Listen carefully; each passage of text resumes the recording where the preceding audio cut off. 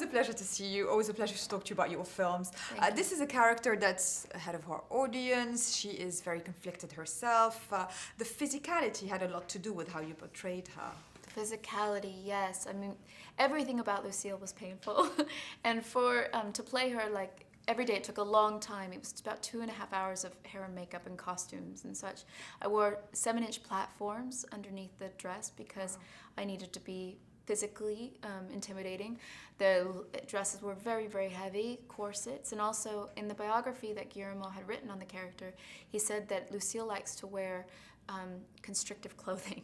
So everything was very tight, and the wig was very heavy because it went all the way down to my feet. So I was constantly pulling my head back. So every morning I'd come in and just even to put her on, I was already in pain. I was like, oh, I can play this character now. It's so easy with Guillermo del Toro because he puts you on those sets that are completely amazing. You're kind of diving into the movie. You haven't even started acting yet.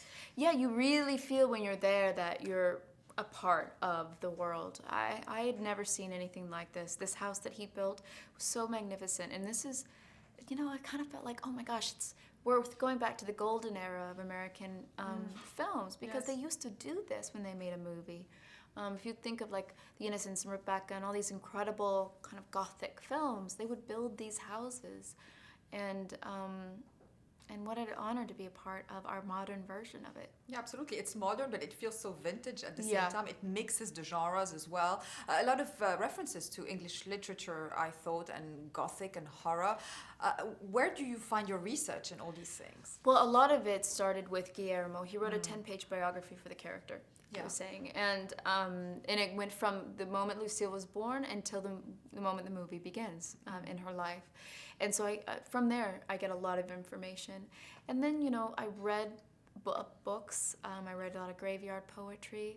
I can't really tell you some of the titles of the books because I don't want to give away spoilers to who Lucille is. But also, some movies I watched, I loved, and I took a lot of inspiration from Whatever Happened to Baby Jane, Rebecca, and Misery. Yeah, absolutely. All great films. Well, talking about your great films, I mean, not only has it been very eclectic for you, but it's always a different genre. So how much is it important for you that every movie feels completely like a fresh start? I don't know that I'm thinking in terms of the genres or like, oh, this will be in... I think it's more about what have I not done yet? What have I not played yet?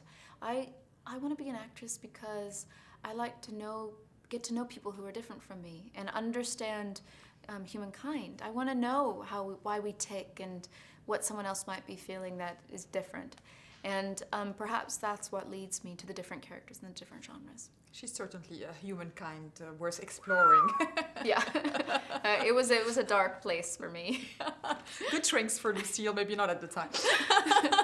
Lucille just needs a good old cocktail and like a pair of cashmere pajamas, and she'd be fine.